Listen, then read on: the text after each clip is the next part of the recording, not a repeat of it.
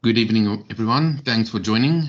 I'm just going to give another 4 minutes or so, just for a few other people to join, and then we'll start. In the meantime, can I kindly ask you guys to please post your student number in the chat section, as well as complete the attendance register. The links have already been posted there.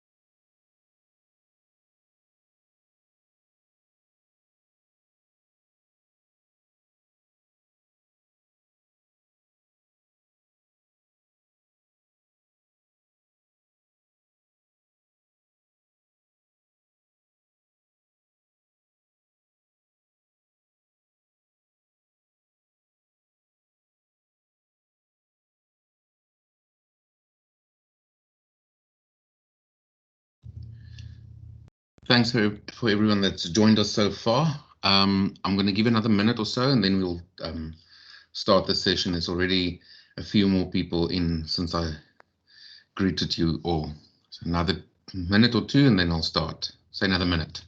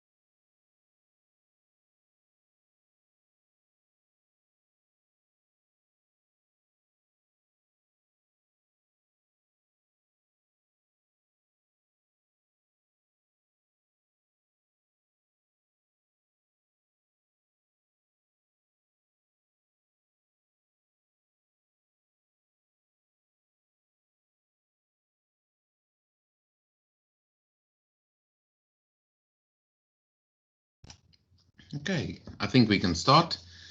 Welcome to everyone.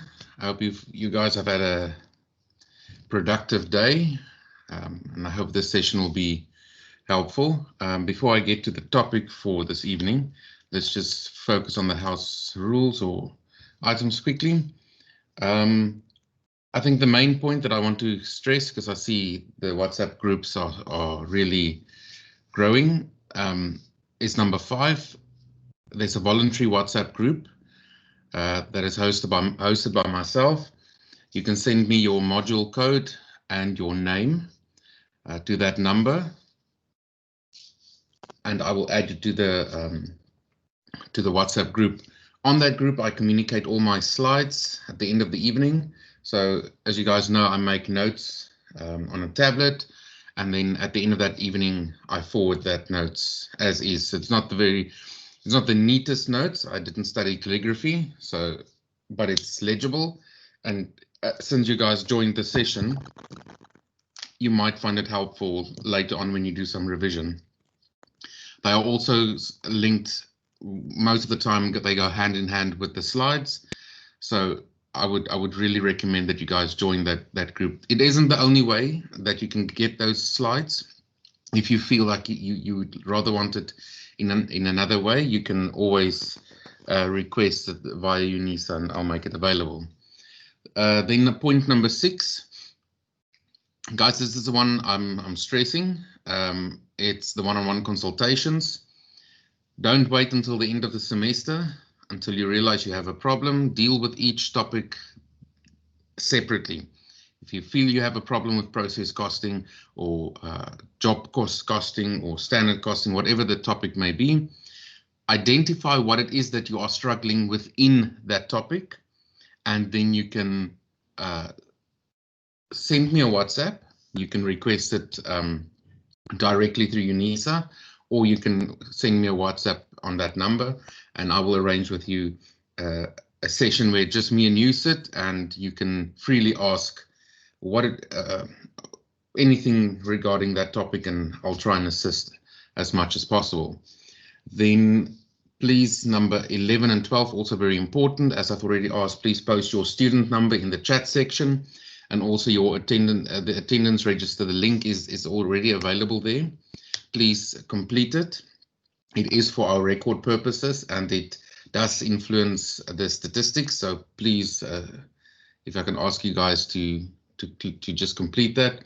And at the end of the session, there's the evaluation form, and we would really like you guys to complete that. That'll give us some idea of how did you find the session. Did it address what you are struggling with? Can it address, and give us some recommendations and ideas there. We want to make this platform as effective as possible. Guys, then I'm going to go over to tonight's topic. Just let me share the correct screen quickly.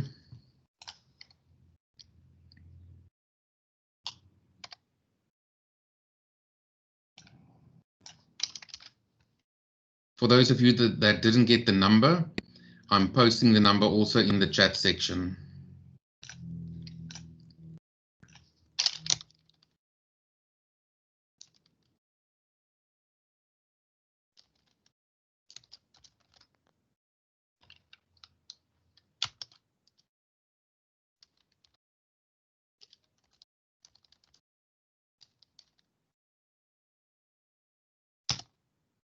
So I've posted the number there together with the request to just state your name and the module code.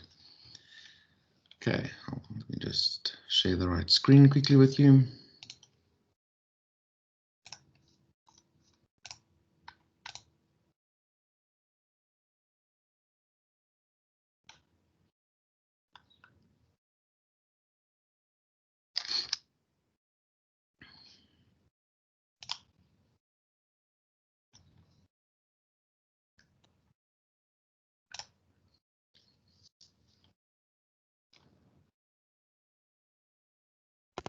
Okay, guys, I'm not sure how long the session will last. I always plan it for about 2 hours, but it might actually only be an hour and a half. Before I start, process costing is a very wide topic. It encompasses a few methods of how it can be done, how inventory is valued, the various phases of inventory, whether it's complete, whether it's still in production, when it's finished goods, all those things, as you guys already know from having looked at the topic, hopefully prepared. But I'm going to touch on a few key items. I'm not going to rush it. So if it needs to, we will obviously, I'm already planning that we're going to spread this over 2 sessions, and to do as many questions as possible, because that is where I feel the biggest problem is that we are not exam ready. So I want us to identify the various principles in a question situation. However, I did prepare some slides so that we can just highlight the various main principles and terminology, and then we can look at, there's at least one question that I've prepared for us, or that I've found that I think is actually very applicable. Okay, let's carry on. Okay, costing. Costing can be done through process costing. We talk about homogeneous items, so that is items that are similar in nature. You can't really split the one product from the next. A good example is oil. So if you think about oil, oil in that barrel and barrel number 1 and barrel number 10, it's the same oil.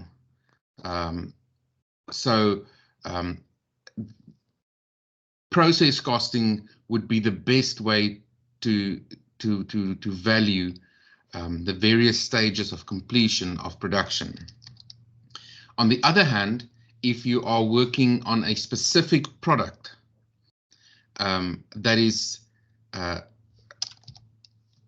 distinguishable, then we have something like a job card. So we can allocate material and labor and various other costs directly to a specific product, a specific unit. So then job order costing is the best approach to follow. If you think about, if I have to use a very weird analogy or example, if you think about custom-made vehicles that the billionaires these days buy, that car, there's a specific job card to that vehicle. There's only specific material that goes into that car. It can be calculated at any point in time, and it's not exactly the same as the next one. Whereas process costing, if you think about maize meal, oil, baking biscuits, there's various stages and various processes that each that oil or biscuits move to before it gets to the finished product. So that is just to give you a background on process costing.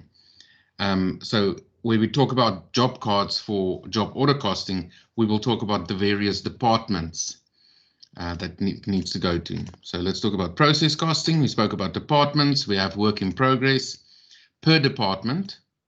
Then we have finished goods, cost of goods sold, and let's use an example of biscuits that I've just used. So we have raw material that we buy, the flour and all of those things. So there needs to be a raw material requisition purchase. That goes into, say, for instance, our first department. Our first department is the prep department. I'm just suddenly just wanted to check if I'm not on mute, but hopefully you guys would have told me that you're not hearing anything. So let's assume for this example, the first department is the prep department. Then it goes to the baking department. So all along that raw material is still moving, but raw material can be added at each stage. So it doesn't mean it must be added, because if raw material is only added in the beginning of a process, the other sub-processes or following processes would obviously not have the cost of material, for instance. It might only have labor and other overheads. And then there's the packing department, where we eventually put all the biscuits together and we put them in a nice Oma box. So all along this entire process, we add direct labor and manufacturing overheads. Then we get to our finished goods, and then obviously the cost of goods sold. This slide is very important for me because you guys, sometimes we focus so much on the calculation of process costing, we forget that in the exam, they can actually ask you accounting journals. They can ask you to prepare the journals or the T accounts. Now, I know this is not an accounting specific module, but it's included in your syllabus. So they can ask those journals, and then you must be familiar with it. So just to touch on that, if we say process costing, sticking with the biscuit example, and we focus on the raw material requisition and what the journals would look like. So we're talking about our general journal here, the debit and the credit. You would purchase the raw material. Raw material is an asset, and assets increase on the debit side. We would have used either bank or creditors control to purchase that raw material. Either way, bank is an asset, assets decrease on the credit side, creditors control is a liability and increases on the credit side. So it doesn't matter which one of those two you use, the credit side will be applicable. Then we transfer whatever we need to the various processes, the various stages or departments, the work in progress for prep, baking, and packaging. These are just example figures. And at the end of the day, where did we get all that from? From the raw material account. So now we are crediting the raw material account, meaning we are reducing that 100,000, and we spread whatever we've used so far in the process to the various WIP accounts. Any questions so far? I'm still sticking very high level, so don't think I'm going down a specific explanation yet. This is just to get going. No questions so far. And if you guys have any questions, I'm not always looking at the screen where you guys can put your hands up. So if you have a question, just unmute and stop me right there and we can talk about it. Okay.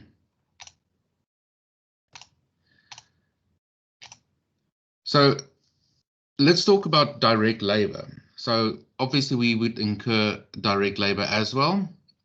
So direct labor would also go to the various work in progress accounts. So this is not at the end, after we've done all the allocations and everything like that. So we would know what the final amounts are. We know that it must be debited because it must go to work in progress, which is actually assets. It's our assets that we will sell at the end of the day. And we will credit wages payable. That's a creditor. So up until that day that we pay the wages, the actual wages, it will stay in wages payable. Okay, so we have various processes in production at the same time. So let's look at process 1, for instance. We can have items coming in from the previous process. Then we have material, labor, overheads, and we have the total manufacturing cost. That now goes over to process 2. Process 2 starts with the previous process and we add the cost again. And this continues until we have our finished product. So let's start with work in progress. So work in progress will obviously start with whatever is coming in from the previous process. Then we will add to the current process. Therefore, we need to determine our equivalent units. And then the stage of completion is very important. We will have a stage of completion for each cost center.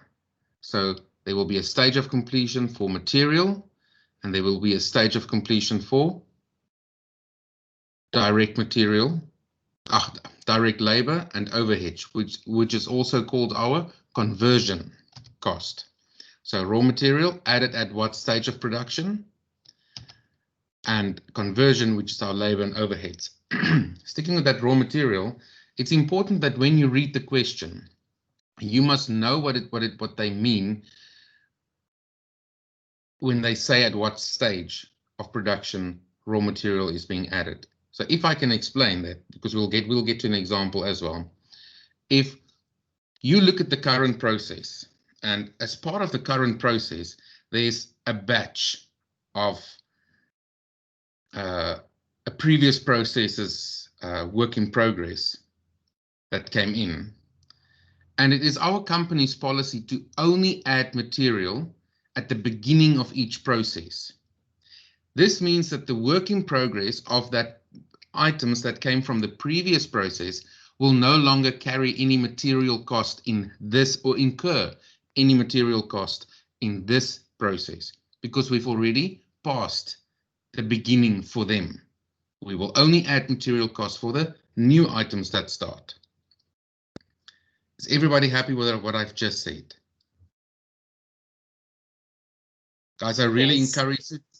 Okay, 100%. Thank you, guys. I really encourage you to participate, and if you have any questions, stop me immediately. Let's focus on them. Doesn't matter how small you think the question it's big enough to ask. So no stupid questions, that I can guarantee you. So at what stage of the process will cost be incurred? That is probably one of the biggest things that you need to understand for process costing. So we have various inventory valuation methods. So as if it's not already complicated enough, they give you a choice between weighted average, where there's a pool of units, and FIFO, where the cost depends on the production period. So weighted average is we combine all the costs and divide it by the number of units. FIFO is we stick with the cost incurred per process. So if we add new material to this process, we don't mix it with the material added to the items that came from the previous process. Does that make sense? We keep the stuff when they started. So each batch that is started, that batch stays together, that the cost stays with that batch until it goes into finished goods.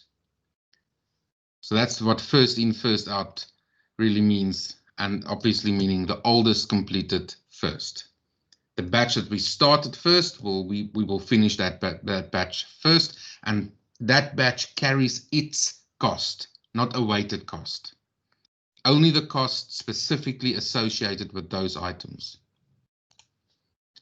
And then with the weighted average, units are valued at the same average cost. So let's talk about equivalent units. That's also one of the biggest terms before we get to an example. Guys, and if you have any questions, please ask at any point. Like I said, I don't want to rush this. We're going to get to a question. I see a hand.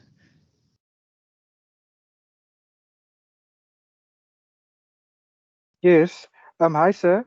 Hi, I have a question with regards to the weighted average. You just mentioned now that the weighted average cost remains the same.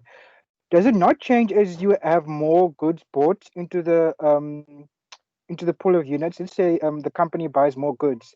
Will the weighted average cost per good not change, because then the price you bought for new goods will add to the weighted average cost being changed? I don't know if I'm making any sense. No, you're making absolute sense. Brilliant question. Let's go back. Let me explain what I said there. So we say units are valued. I'm just saying, sorry if you have to explain again. I just got on now because I was having internet problems. Oh no, don't stress. It's good. It's a very good question. So let me emphasize that. So that very last block at the left of your screen. So I say units are valued at the same average cost. What I mean at same average cost, it's the same average cost at that point.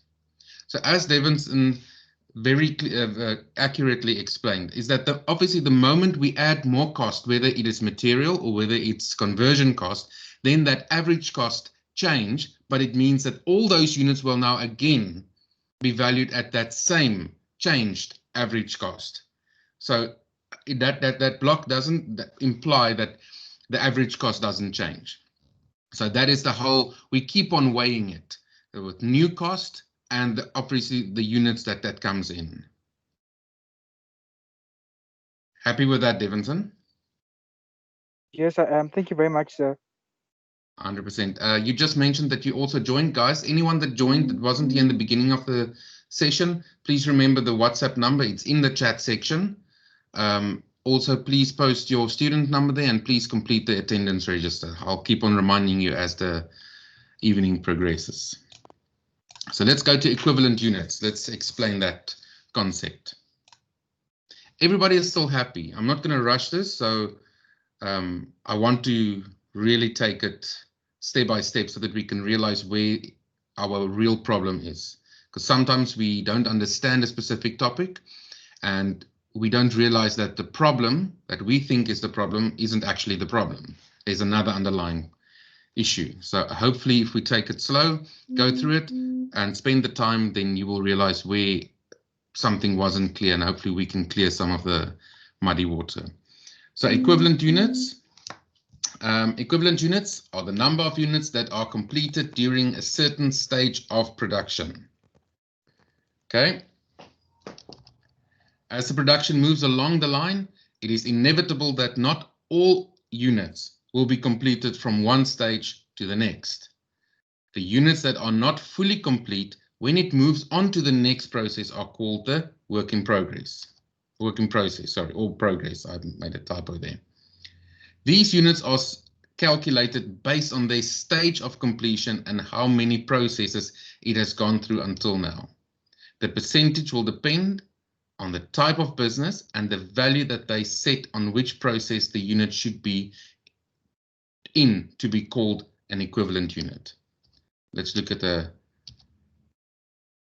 we're going to head into an example now. So for example, a furniture manufacturer may identify a unit as complete when it passes the cutting or assembling processes, but are yet to go through the polishing process. Whereas a wine manufacturer would not be able to call their units complete until they have passed the aging and bottling stage, which would take a long time in the production process. So you guys see that you must also look at when the question is asked, understand what type of business we are dealing with here. The question will guide you well, but nothing is ever set in stone. So understand the principle and get comfortable with the principle of process costing so that you can apply it to any given scenario. I think that is the biggest skill that you guys need to understand here. So if production during this stage has 4 processes and 3 are completed, then the unit would be 75% complete, which could be counted as an equivalent unit for the company. Everybody happy so far? Okay. Yes, Charles. Thanks, guys. So taking all this into account, the company should then determine the total number of equivalent units produced during that period by taking the total number of work in process units and multiplying it with the units that are complete. Example, 5,000 work in progress units at 75%. That means we will say that 3,750 are complete, and they are then called our equivalent units. Everybody happy with that explanation? Move on. So let's look at the average cost per equivalent unit. So I took a soda manufacturing company. So we say that soda is production, the first process. The direct material is 100,000 Rand and the conversion cost is 200,000. Then there's the bottling process, which is the second one. Now direct material of 40,000 is added and another conversion cost of 50. Labeling, 25,000 material and 25,000 conversion. Sealing, 10,000 material and 10,000 conversion. So the work in process units, let's say it's 100,000 units and 25%, assuming completed average is 75%. So that means the work in progress will be the 25%, since the 75 will be equivalent units. So total cost, for direct material is 460, for the total cost is 460,000. How did we get that? Anyone like to calculate?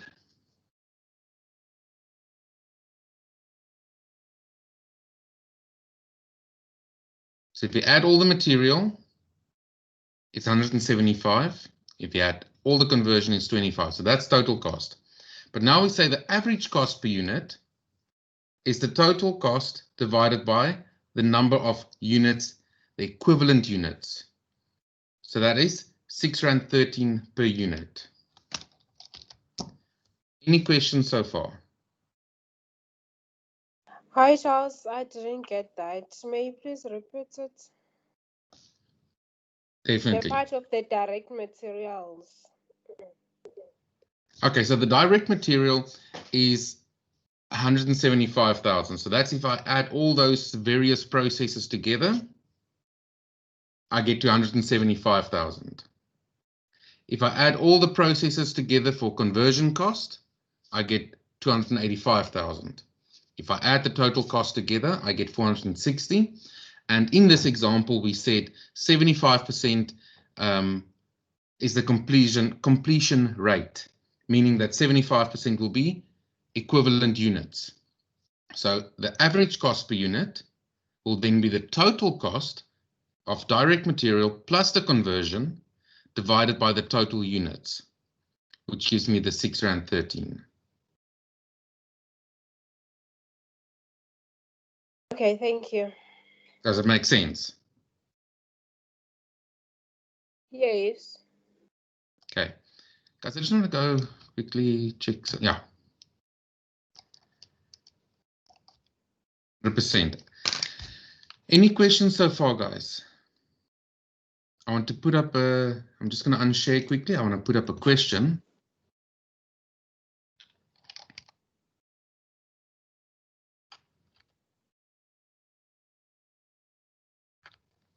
So what I want to ask from my side is, every time you want to check the cost per unit, do you always divide by the number of units that were produced or the units that were completed? If you use the average cost per unit. Okay. Yes.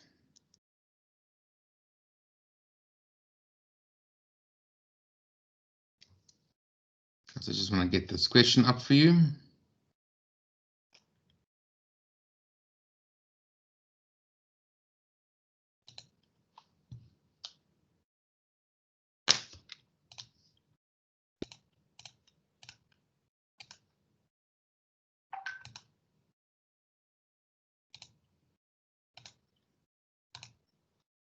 Where's that thing hiding now?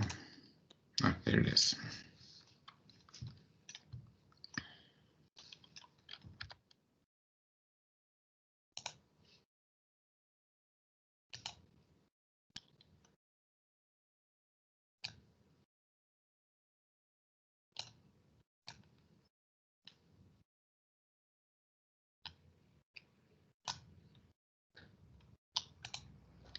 Just to gauge where you guys are in terms of understanding the concepts, just to help me as well, I'm gonna let us do a question. Put it up on the screen. That there, and then I can also share the tablet, the other screen.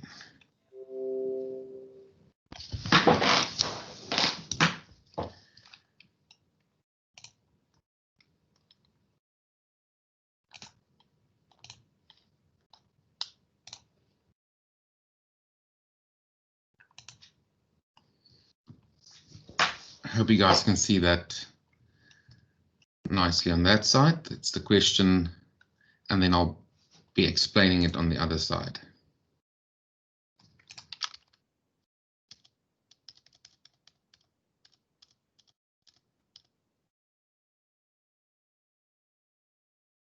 Okay.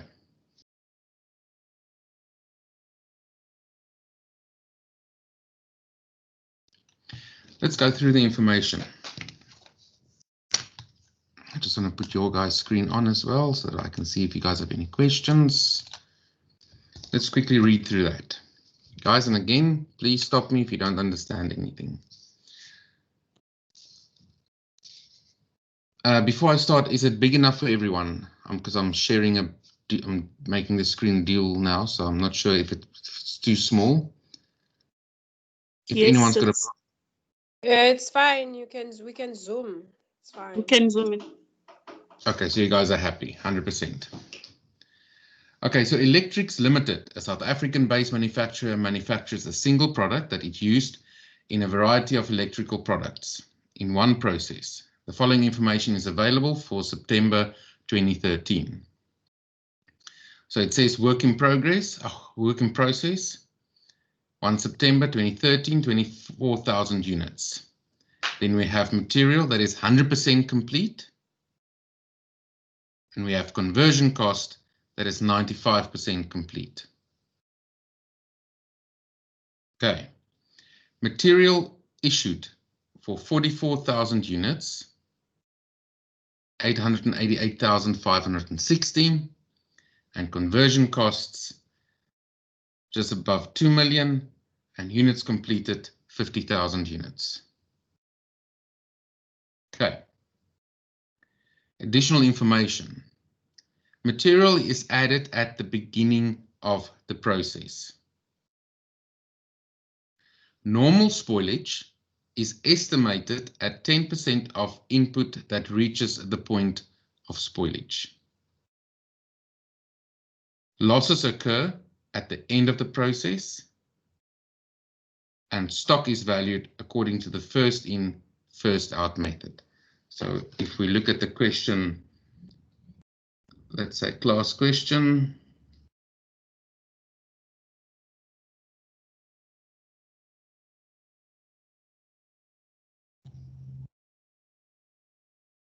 Okay, so the first thing that you need to know that I just want to focus on there is point number 1, where they say material is added at the beginning of the process. So if I have a process, say for instance, here is one process, and here's another process. So as I started with this production, obviously this part carried over into the current process. Okay, so what will be my material cost in this process?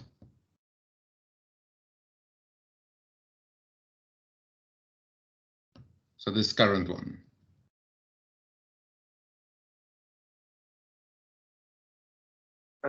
Sir, just to understand the question. So basically, in the first process, the process began without the other process having begun.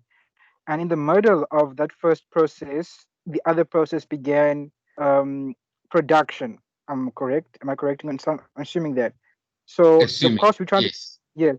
And our cost of production right now is the point in which they both overlap. That's what we're trying to calculate in the cost of production, right? Correct. So this is the percentage of completion.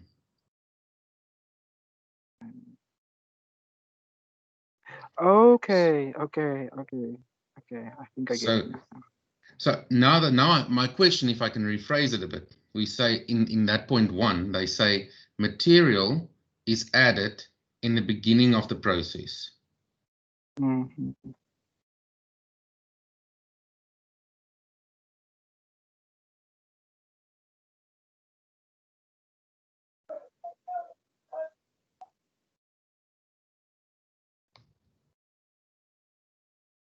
So if I'm in the second process, will there be any material cost?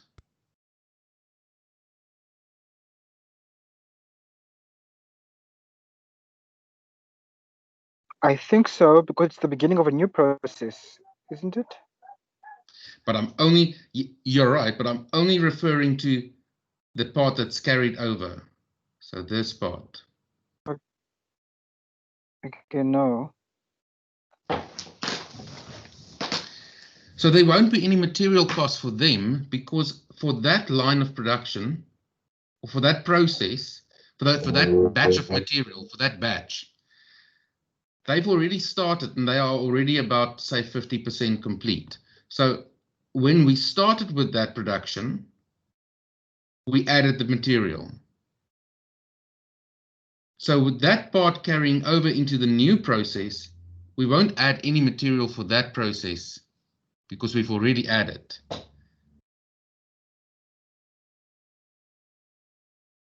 Does that make sense to everyone? Yes. Yes, it Yes. does, sir. 100%. Kurt, are you happy with that? Happy. So in that second part, the only cost that you will basically have is labor and overheads. Exactly. Because we say, over this entire process, we say conversion cost is incurred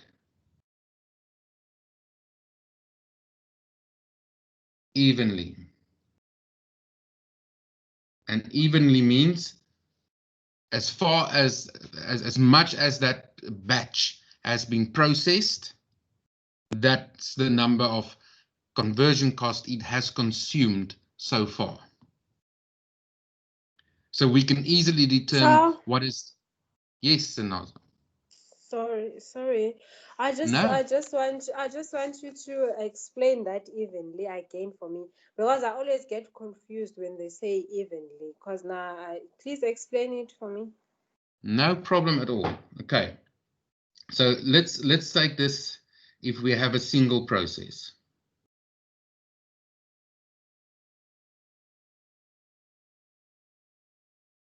Let's stick with a single process. So here's the process. So this, I'm going to say process. And let's change the color. And we say this is the going into the, let me correct this. I wanted to draw it nice. Let's say this is the current financial year. And let's change this. And we say this is the process. So let me just carry on with this one.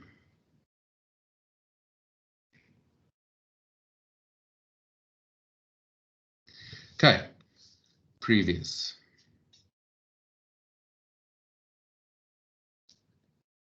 Financial year. So they say in the question that this process, this part,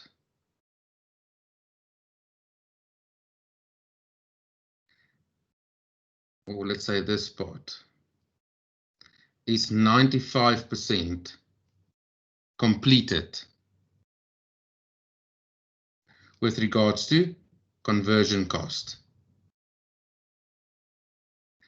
So there's still 5% left here. So we can say that if 607, I'm just playing with that figures. I'm just looking at that one figure, so we will get back to the example. If we say 607,200 equals 95%, the fact that we say evenly means that we can say 5% is then obviously that same 607,200 divided by 95 multiplied with 5. Because we incurred it evenly over the process. In other words, as production went on, the stage of completion is also a stage of conversion cost consumption, where material is added at specific intervals. So if I said material is added at 75% completion, would this part of the process incur any material cost? No, because it was already added at 75%. So this part of the process won't incur any material cost because at 75, I'm going to use words, we dumped material into that mixture. Think about the biscuits. We are making biscuits, and So at a 75, yes, Davinson. we assume that material is always added only once in a process. Yes, that's our current assumption for this module. Yes, you're absolutely right. But for my example, to explain the evenly part, I'm just using now various points. So just to explain. So say, for instance, we are still busy with the biscuit dough, and we say at 75%, we need to add more material. We need to add the chocolate chips because we are making chocolate chip biscuits. So, but that's the last point. At 75% completion, we will add our last material. So that last 5% will have no material cost, no more. But evenly, for conversion means even that last 5% will still carry a 5% conversion cost. There's a 5% of our mixture that still needs to be baked. So we incur, for instance, the usage of electricity evenly throughout the whole process. We incur the usage of labor evenly throughout our process. There's always people busy with making those biscuits continuously. There's no intervals at which a cost is incurred, such as material. So material, as Davinson correctly stated, for the purposes of your examples, and specifically the one on the screen, at the beginning of a process, we will add material and not again. Only when we start a new process will we add material. So there won't be any material costs. So only in this financial year that we incur material cost. Everybody happy with that principle? Sinazo? Happiness, yes. Okay. I'm making myself hungry with the biscuit example though.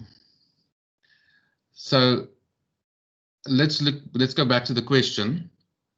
So the question asks us to complete the quantity statement, and it asks us to complete the production cost statement and the cost allocation statement. So I'm not going to stick with the format of all of that. I'm going to explain, okay? So let's start with work in process.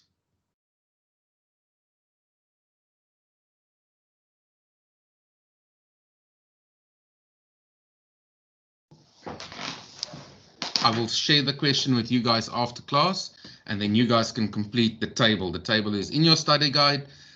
I'm not concerned about the format. That is something that you guys can attend to. I want to explain how do we get to the figures. Everybody happy with that? Yes. Okay, so I don't want to show you format. That's not the purpose of this. The purpose of this facilitation session is to understand. Okay, so the working process, let's say 1 September, sorry. And you guys can do this with me if you want. I might just keep an eye on the time. So if I start talking, I get carried away. Okay, so 1 September 2013. So they say there at the top, the following information is available for September 2013. So coming into the process is material and conversion relating to 25,000 units. So 20, what did I say 25? 24,000 units. Okay. Then they give us the cost. And now they want to know, should we add any more material for that work in process?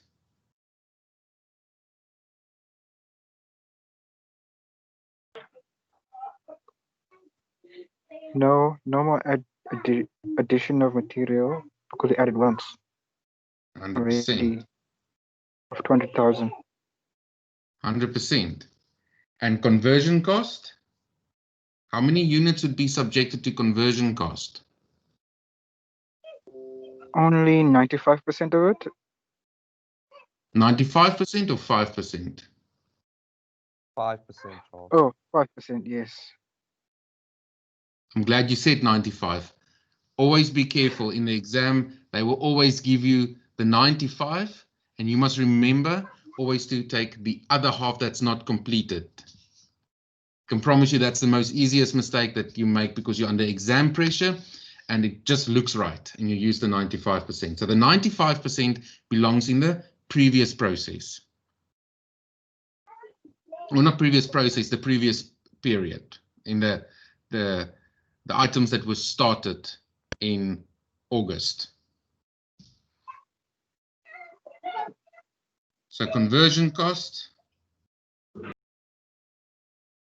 is still something we need to work on. Okay, so let's just read further what they say. They say here that normal spoilage is estimated. So we've dealt with number one, the material.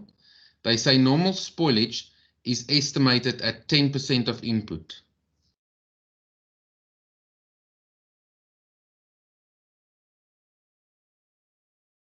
And then they say the work in process at the end of the period is 10,000. I'm just jumping to the more important figures that you need to pay attention to now. And they say units completed is 50,000. So meaning, if we take that 24,000 units plus X, we need to get to 50,000. Am I right in saying that?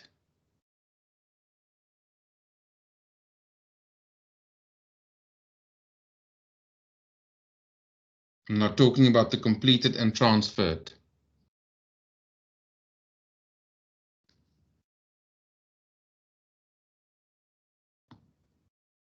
That is correct, Charles. Thanks, Kurt.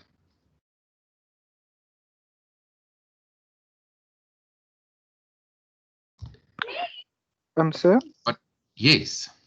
So 24,000 is the opening balance. Yes, it has Yes. not yet been. And then the X is what has been produced this year. So we assume that. Okay, never mind. I understand now. No, it's fine. It's good. Good. No, I it's was cool. just reading. I'm happy people are asking questions. I love it when we participate. So you guys, please, you can participate. Just imagine me sitting on this side and all I'm seeing is a lot of blocks with initials. So when people participate, it makes it quite enjoyable for me as well. So 24,000 is, yes, it's the open. X is the current period. And this is the completed. But what must we consider about the opening?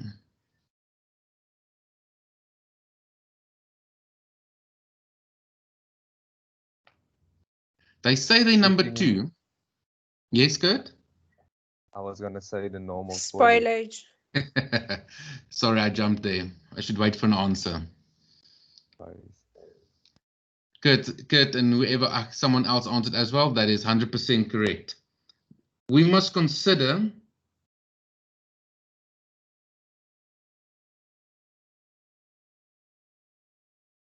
spoilage. Everybody happy with that? Yes. Okay. What is the spoilage? 10%.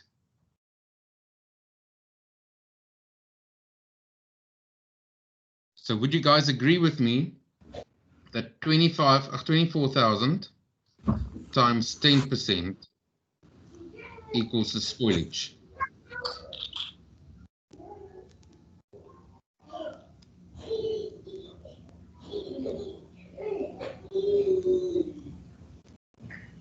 Anyone? Yes, I agree. Kurt, are you happy? I'm happy with that also. Okay. So what is 10% of 24,000? 2,400. 2,400.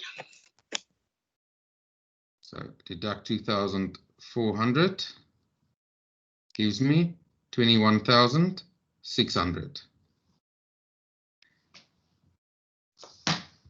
So now on that 21,000, I need to apply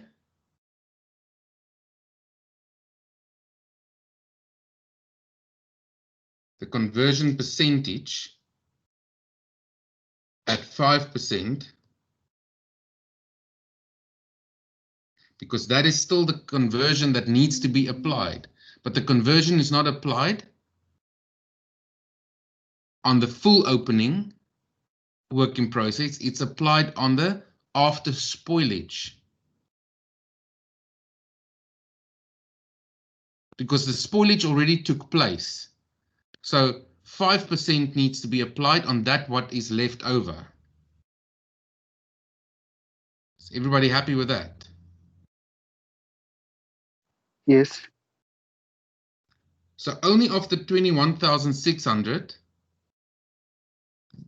there will be products or items in the process good enough to still be converted, to still apply labor and other overheads on. What is 5% of 21,600?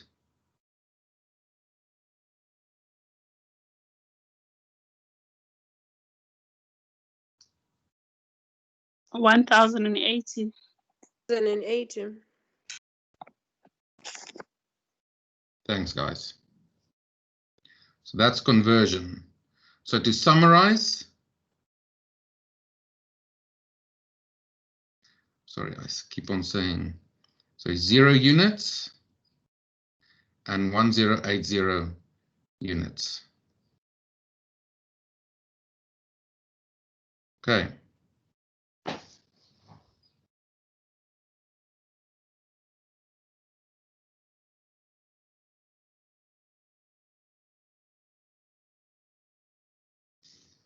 Okay, everybody happy? Now let's look at the Yes. current production.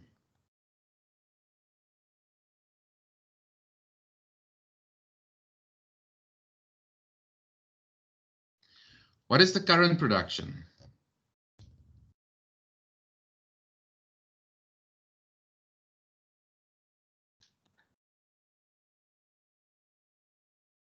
Anyone?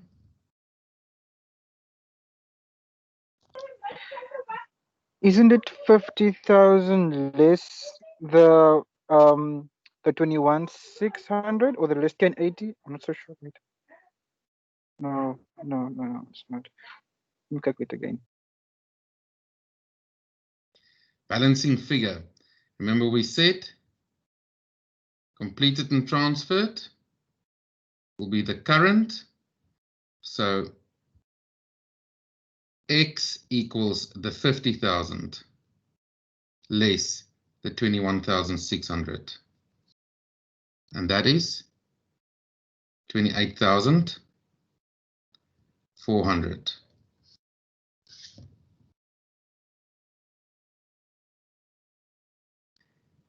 And since those that item, those number of those units, sorry, item, those units were started in this current year, it means we need to go back to point 1 under the additional information, where it says material is added at the beginning of the process. Sorry, sir. Can you please just move up again?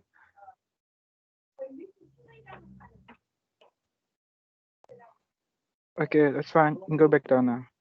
Thank you. 100%. You guys don't have to stress to make too many notes, unless it's notes for yourself. I will, in the moment I'm done with this class, I distribute these notes as is to the WhatsApp group. So if you are on the WhatsApp group, you don't have to worry. These notes are there. So if you are making notes, it's only for your own sake. Everybody happy with that? Okay, so 28,400 units, which are still 0% complete for material.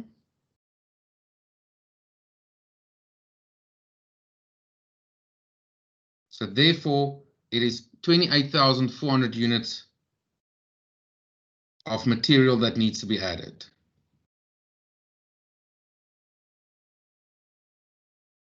Because we only add material once, and that's at the beginning of the process. So for our current production, in other words, the newly started production,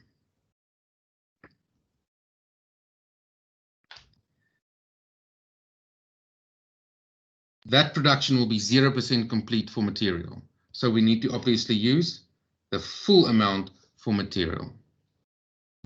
Is everybody happy with that? Yes. And since we are also now talking about the units that are completed and transferred, they are also 0% complete for conversion cost. So therefore also 28,400 units need to go to conversion cost.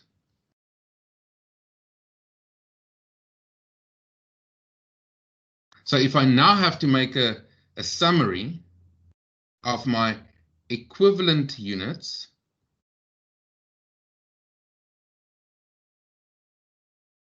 in other words, we said equivalent units are my units completed in the current period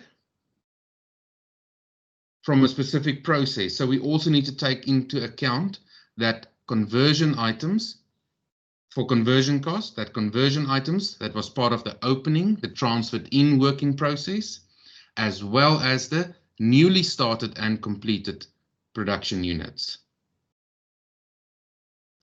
So for the completed and transferred,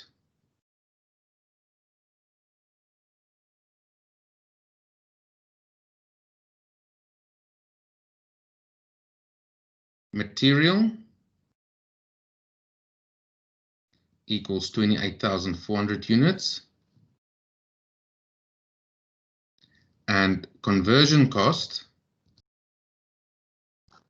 equals the 1080 that we calculated in the beginning, plus the newly completed 28,400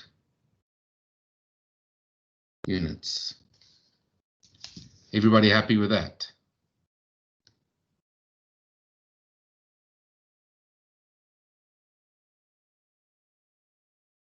No questions so far? Why are we adding the 1080? Because we completed and incurred that cost in the current period. Remember when I went back to this, let me go back to this section.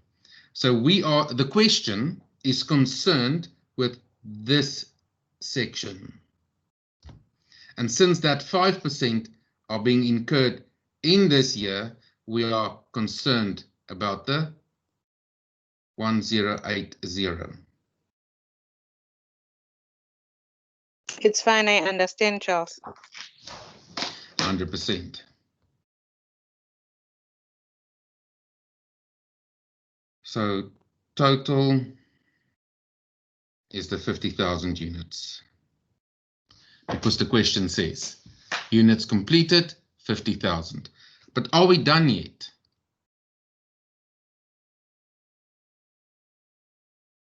That's only the equivalent units.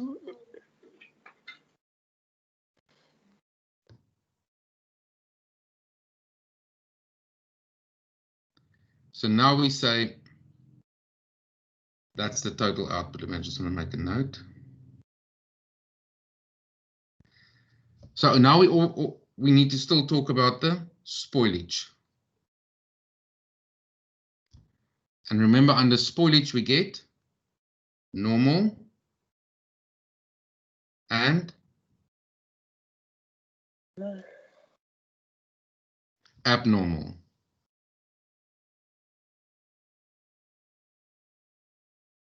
How do we know which is which? Normal, they say that in the additional information that the normal occurs at a specific point in time, such as at the end of the process.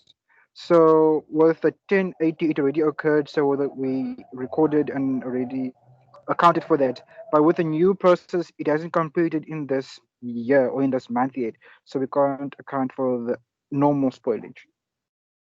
Okay. But the abnormal, yeah. Always just, yes, I hope I'm going to answer or explain as you did, but always be careful of balancing figures. They like throwing in balancing figures. Because what do we need to take special note of here? What's the total input into the process?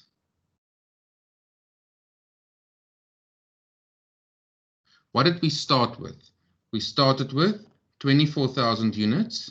I'm not talking about spoilage or anything. I'm just talking about pure units as per the information. So we started with 24 units.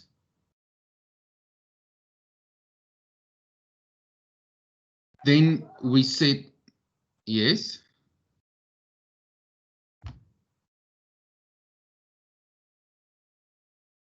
Any questions?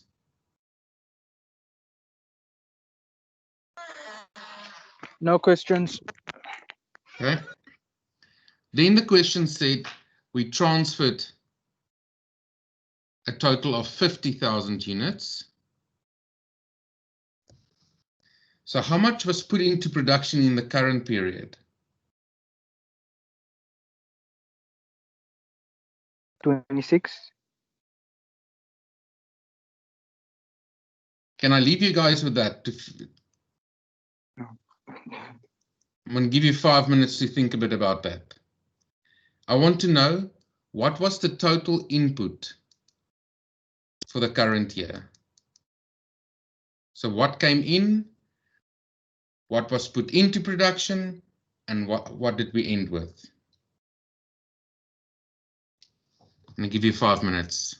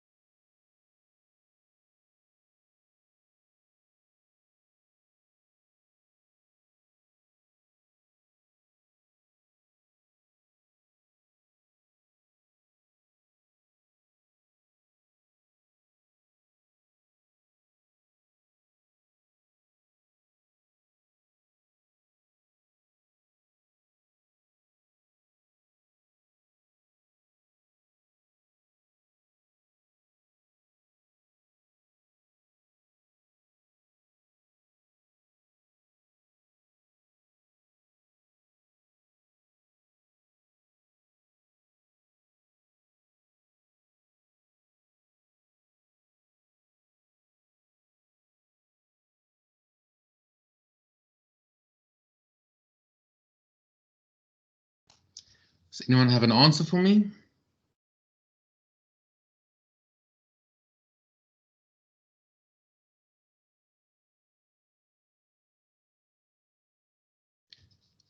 Let's have a look.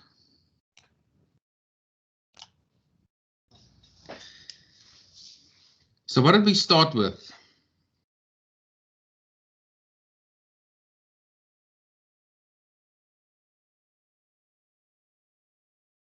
Isn't it 24,000? Yes, 100%. How much did we put into production?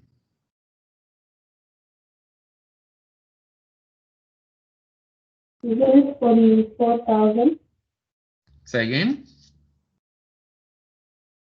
Is it 44,000? Definitely. How did we get that 24,000?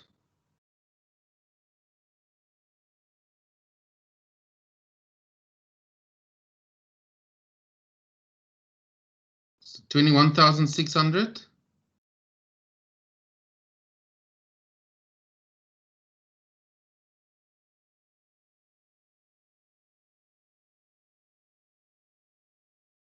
How did we get to 20? How did we get to 44, guys?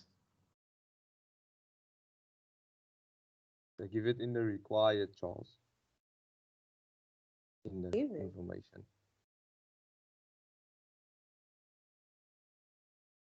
Thanks, Kurt. Guys, it's extremely important to read.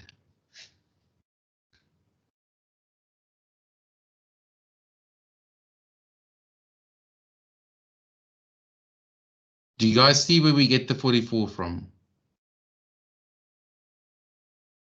Yes. Yes, sir.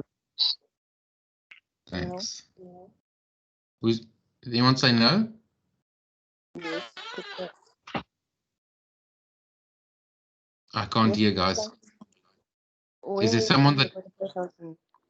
if you look at the required information and the material issued for 44,000 units, so how do we know that was put into production? Okay. Because we know the question says under point 1, under the additional information, that material is added at the beginning of the process. So for material to have been added, 44,000 units had to be started in the process. So everybody's happy with where I got that. Okay. So if I add that up, I get to 68,000.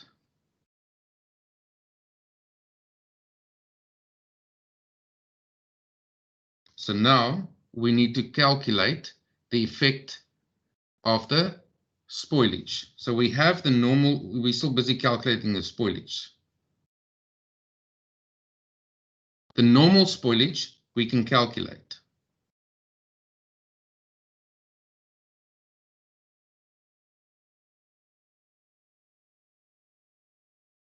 Guys, can I leave you with another 5 minutes and see if you guys can calculate the normal and abnormal spoilage for me?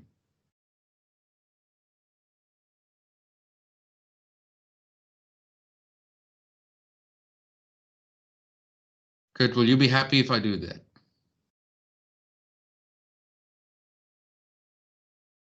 I'm happy, Charles. I'm Thank you. actually a bit lost in some of the explanation. This topic is quite difficult for me, but I'm trying to apply it the way you are explaining it. So I'll try from my side. You guys must just pause me immediately. Remember, there's so many ways to explain this. So if something that I'm saying doesn't make sense, please ask. I promise you, and Kurt knows me, there's no such thing as a dumb question. Because I can promise you, if one of you have that question, there's someone else that's got that question as well.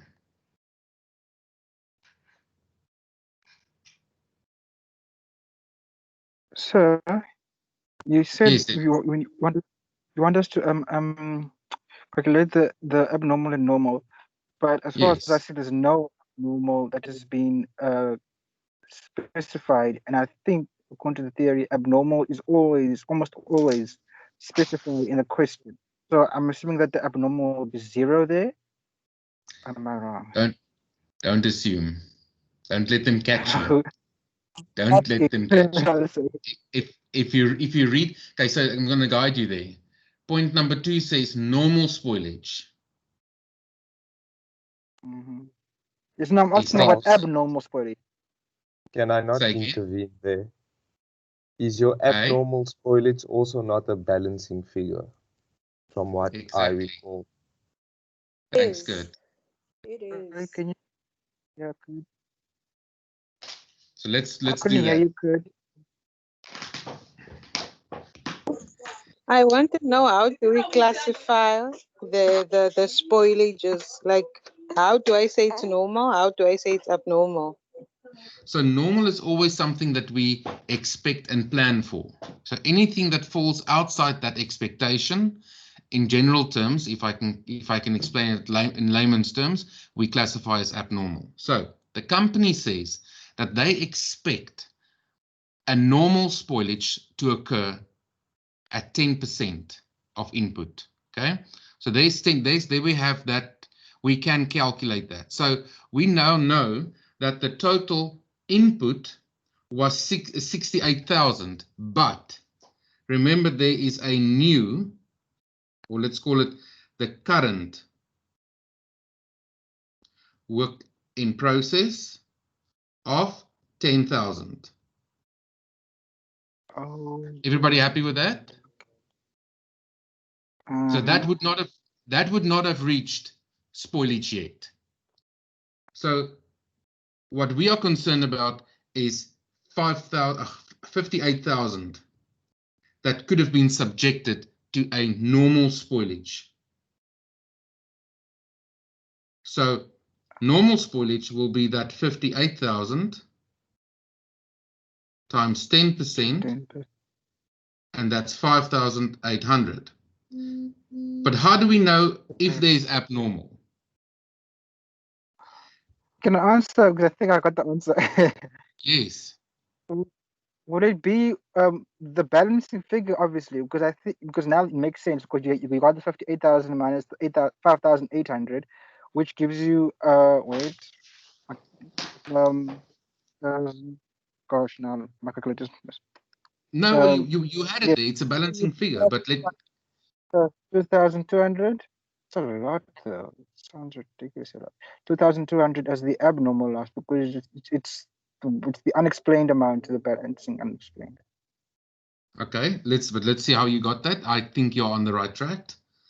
Remember your input. I took the 50. Yes, the must equal your 58,000. I subtract output. I mean, yeah. Yes. Yeah. So 68,000 is currently my input. Yes. We calculated that. You guys were happy with that. How did we get to the output? Remember, the output is the 50,000 Rand that was completed and transferred. Okay.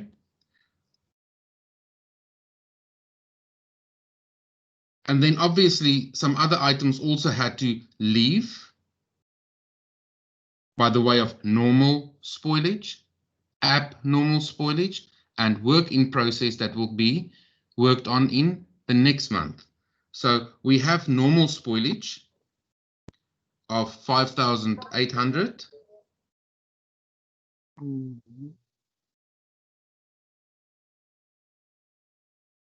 Normal spoilage. Let me rather say normal spoilage. We have the 10,000 Rand, 10,000 units new work in progress that's transferred to next semester, next month. If I add that up, what do I get? 65,800.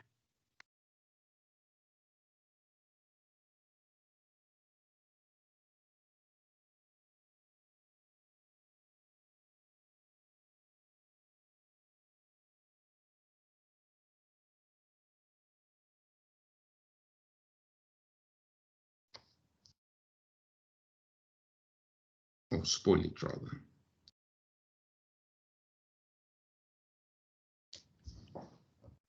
Does that make sense? Mhm. Input must equal output. If I think about output, what qualifies as output? Stuff that we complete and transfer. It is WIP, current, and it is spoilage. Spoilage. Oh, okay. Sir, can you also work in the inverse instead of you, because you worked on the output side? Okay, no, I just realized that that would actually be working against the definition. Okay, never mind. Everybody happy? Yes, thank you, sir. Very helpful. 100%. Kurt, Rafika, Sanazu, you guys happy? My conversion rate of Yes, happiness is I'm happy. 75%, Charles. So we carry. uh, So Kurt, what you are saying to me effectively is we are carrying 25% over to the next class. onto a one-on-one session, I think. That is the next 100%. process that we will need to do. 100%. I I'm take gonna that. excuse myself quickly. Yes, I saw you. I saw your 100%. I saw your apology. No problem. Cheers. Sorry, what time are we ending this group? Because I have another class at 7:30 as well. We're ending 7:30. Oh, okay. Well, I'm gonna have to leave now because I have to still eat supper and I haven't eaten as well. 100%, guys. Apologies. Thank you so much. So this was really helpful. I feel like I understand much more. 100%, guys. I think for the interest is there anyone that would like an explanation or a further unpacking of what I've just explained? I don't mind explaining it again.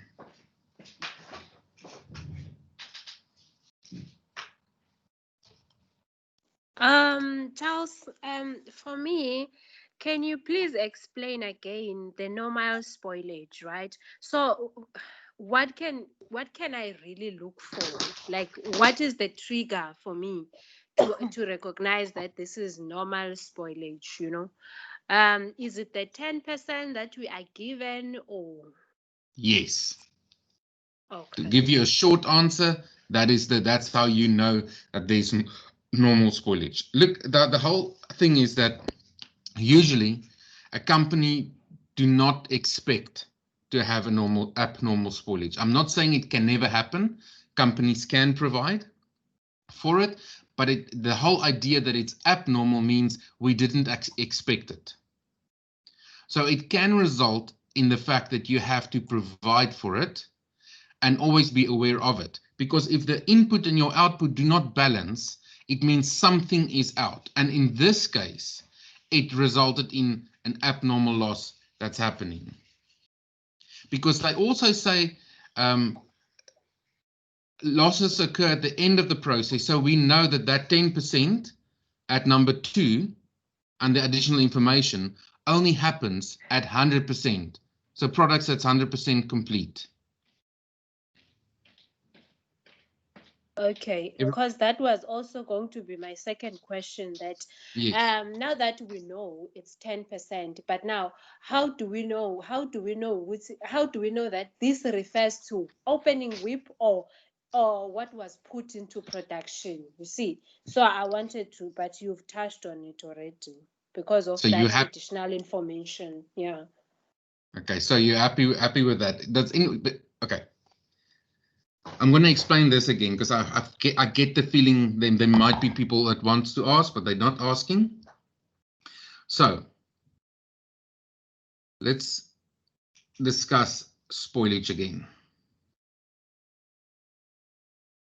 What does the question say? question says there's 10% spoilage, but they can't stop there. They must tell us when spoilage happens. They say at 100% complete.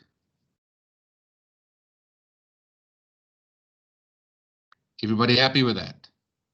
That's what the question says at number 2 and number 3 of the additional information. Now we are tasked to find out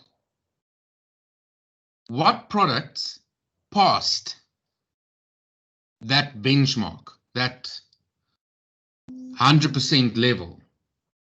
So what items were involved? If we take input, we started off this month with 24,000 biscuits. We decided to add another 44,000.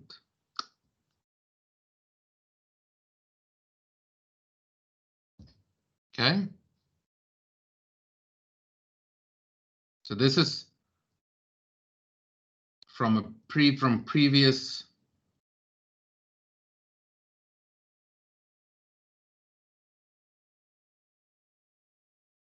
So that's the WIP. Newly started. So total input, whether completed or not, the total input, we are looking at 68,000 units.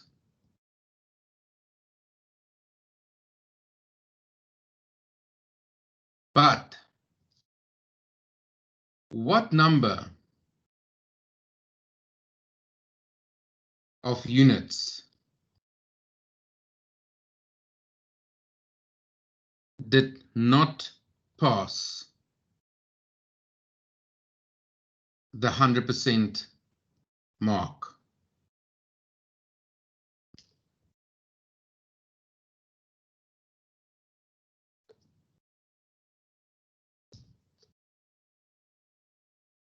The answer is the September, the current month,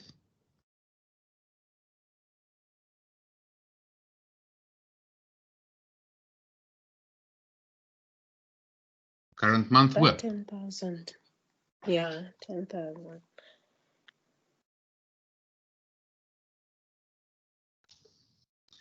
So that September, that WIP didn't pass it, and that is 10,000 units. So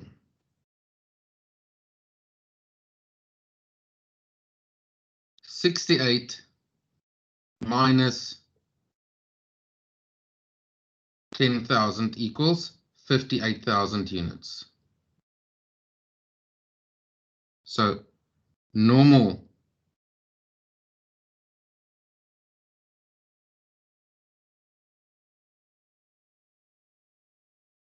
spoilage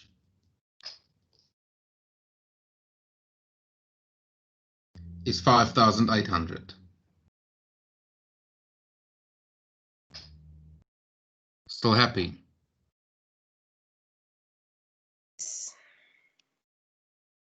Okay.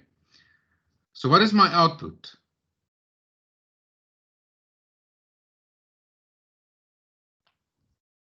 Output would be items completed, spoilage,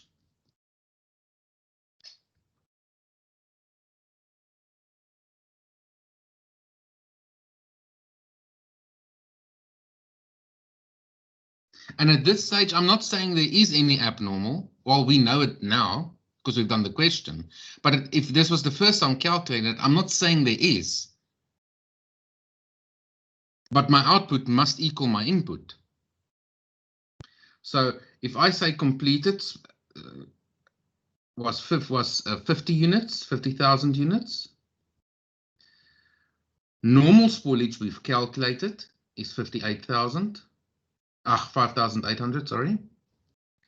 And we know that we have a WIP that's carried forward to October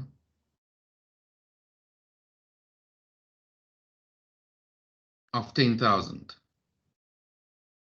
Let's say that's X. This total should equal 68,000.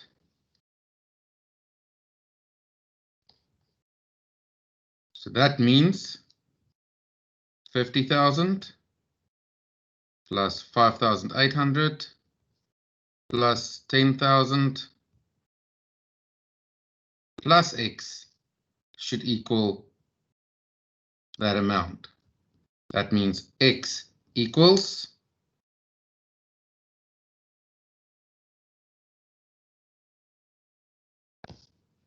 2,200.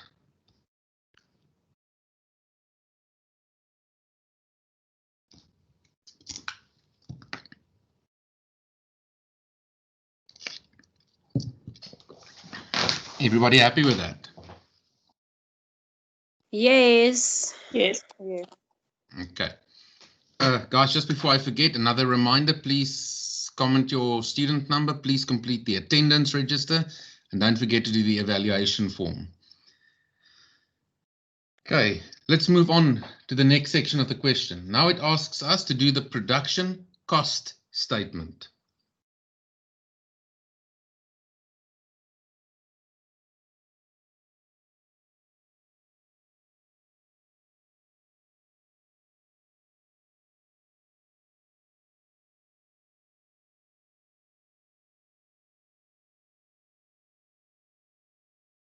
The production cost statement. So what do we need to include in that cost statement?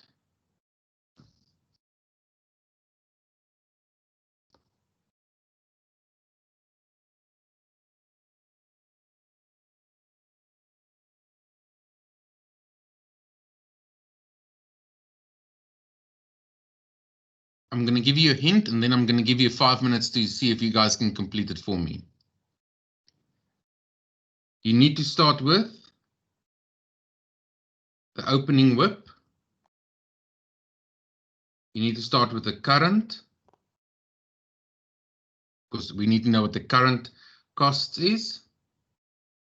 And then you can split it for me into what it will be for material, what it will be for conversion and total.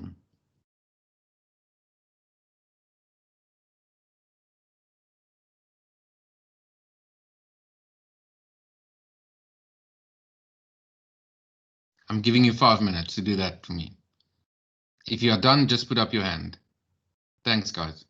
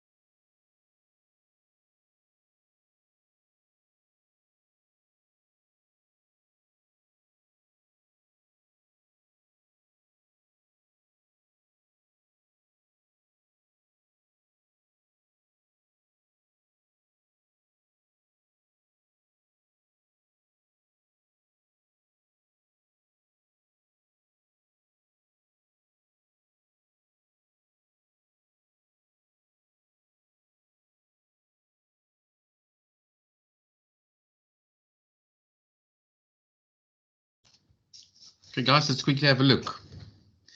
So let's look at the WIP that's coming in. What is the total cost here? If we look at the work in process, we're looking at material.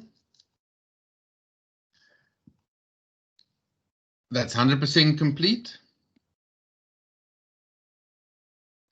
And we're looking at conversion cost.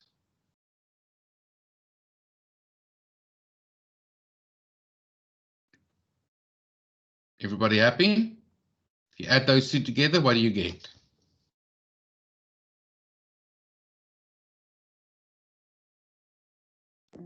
Get 807,200. Yeah. We don't have to include anything there because that cost wasn't incurred in this period. Everybody happy? That cost wasn't incurred in this period. It came into this period with that cost. That's the value of the WIP.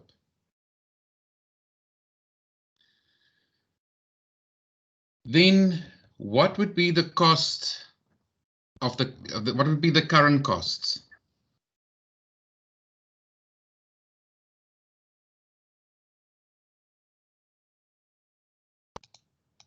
Should be. It's the 888,560 plus the conversion cost.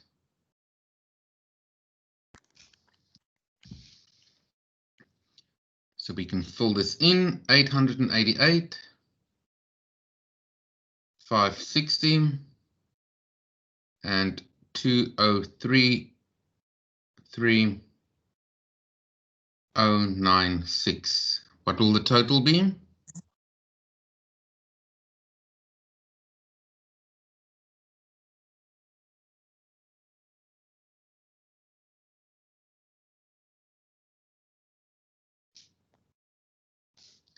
Okay, if we add that all together,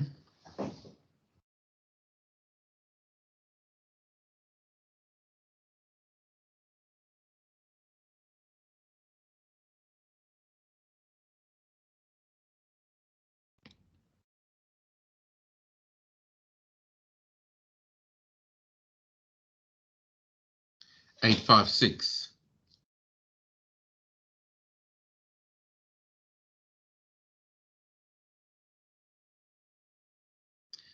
Okay, that's all we had to calculate. All we had to calculate there.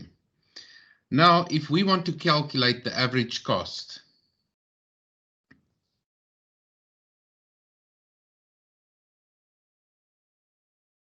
we need to divide it by the units. 50, is it the 50? Hey,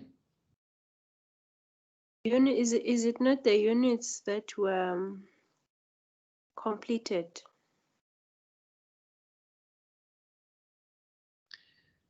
no, it will be the material subjected to this entire period. All units. So if I look at if I look at those units for material, now you must think about this.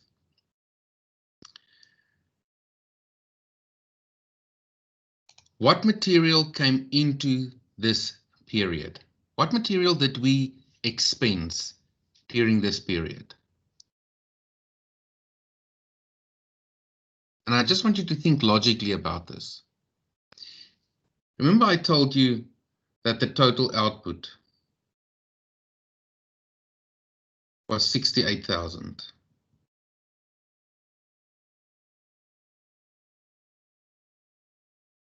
Okay.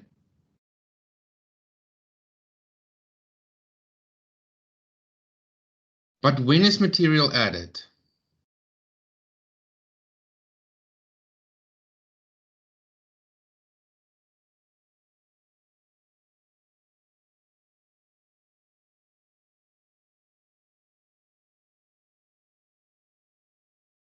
When is material added to a process?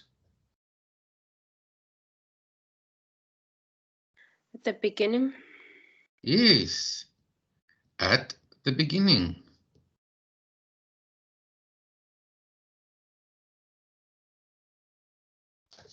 So obviously I have to take total output.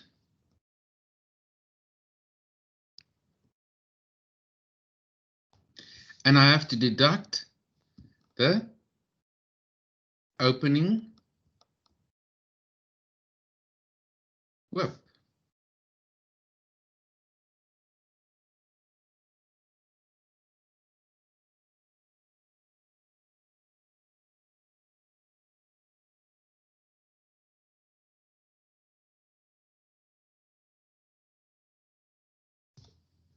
Does it make sense?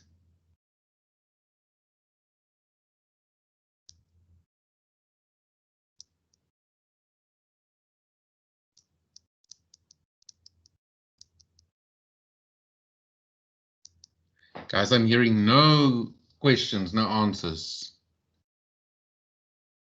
You guys are making me worried.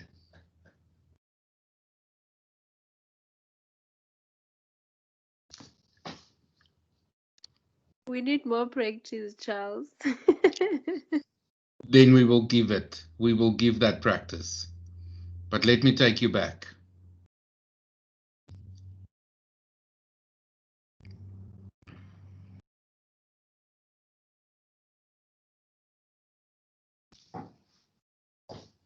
Remember when we did this? Yes. We said for current production, newly started production, we calculated X. So if I tell you newly started production, that will be the material, or that will be the units that started at 0%. We started them this current period. Meaning if we start something, we need to add material at the start. So 21,600 units were started.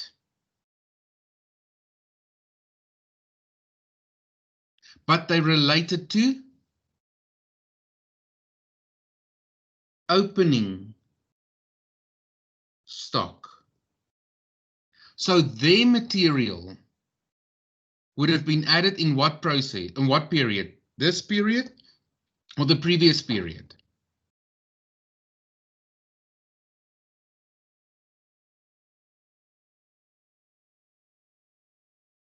It would have started in the previous period because we are only carrying on with them.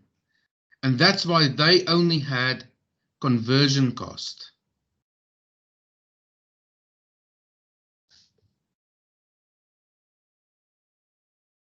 There was only conversion cost related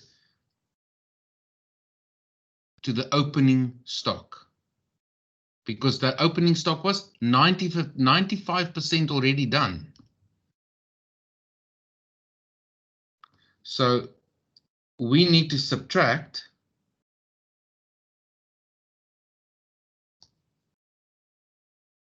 the 21,600. And then we are left with 46,400.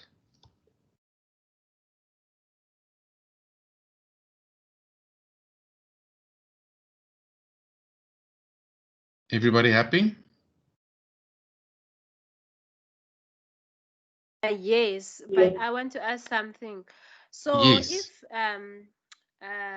we're having this 21,600 most because the conversion was only 95% complete. So if it was 100% complete, we wouldn't have, right? If there was nothing left to do with it, then it wouldn't have been an opening stock at all. Okay. You're right. Oh, okay. Because then it would have been transferred, Okay. completed, All right. and transferred And in the transferred. previous period. Okay. Thanks. 100%. Okay. So, guys, I see our time is running out, so I just quickly want to complete this part. So there's the material units. So we know the material cost needs to be divided by 46,400 to get the per unit cost. Let's look at conversion. Now we need to do the same thing with conversion.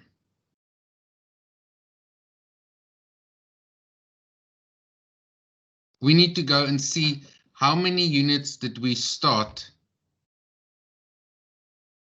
in the current period.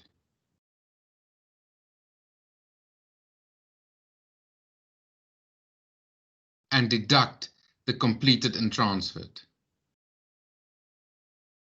Everybody happy with that?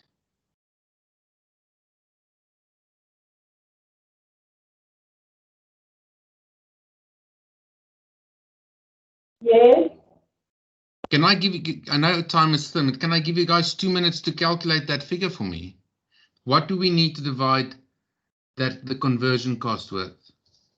Now that I've explained material, see if you can't tell me what do we need to divide conversion cost with.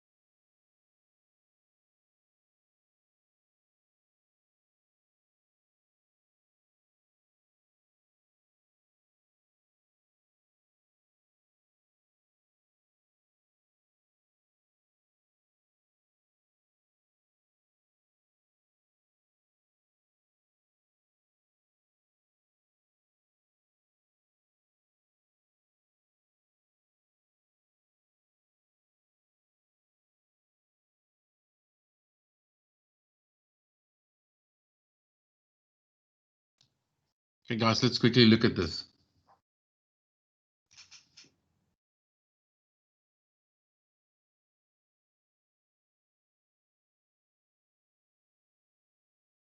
Conversion. What did we have to apply in the opening WIP? What did we have to include in the opening WIP? Only 5%.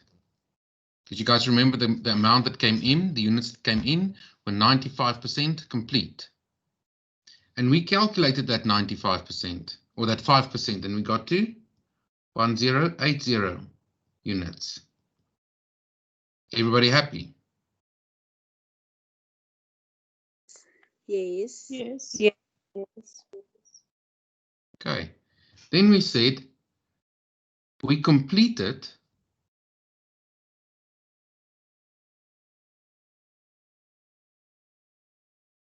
started and completed another 28,400 units. Remember, that's what we calculated here at the top.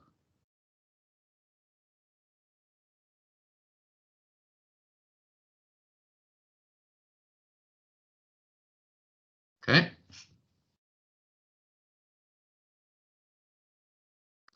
Then we still had our spoilage. And our spoilage was also almost 100% complete because we said we spoil at the end of the process. So spoilage was the 5,800 that we calculated plus the 2,200. And that gave me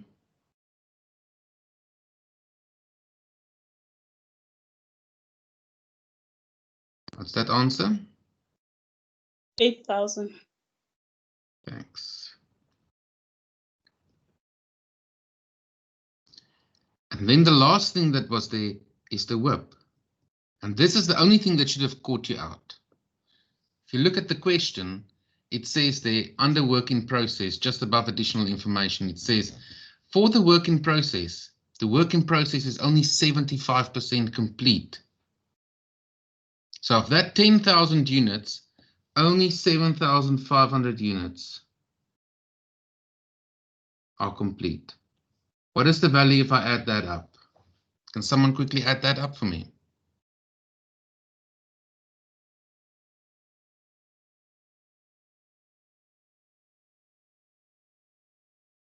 It's 4498.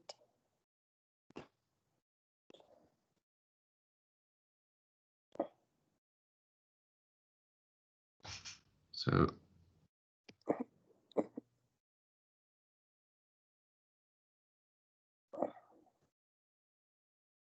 and then you get the per unit.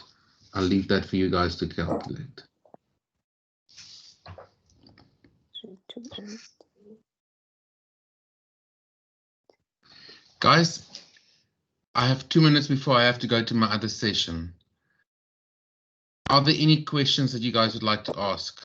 We are still going to carry on with this. I don't think this is the last. We're spreading process costing over 2 sessions at least. So if I can leave you with the following, to please remember to put in your student number in the comment section. And very importantly, please do the attendance register. And I would really appreciate it if you guys can do the evaluation form.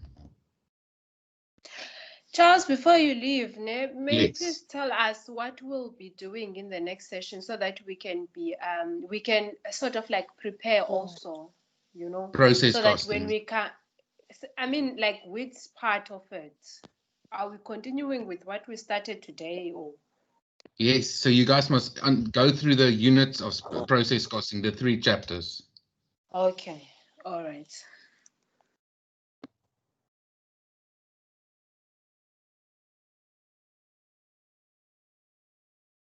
Remember when we had that Friday session, we said we're going to do the economic order quantity, and then the next one was process costing on the list.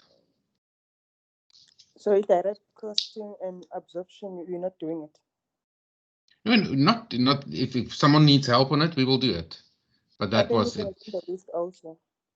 100%. Guys, I have to run. Please, if you have any other questions, use the WhatsApp number. We will definitely assist and keep on assisting until you guys understand this entire module. Thank you guys for participating. Really appreciate it, and I hope you guys have a wonderful evening. Thank you. Bye. Thank you, Charles. Thanks, guys. Thank Bye-bye. you. Bye.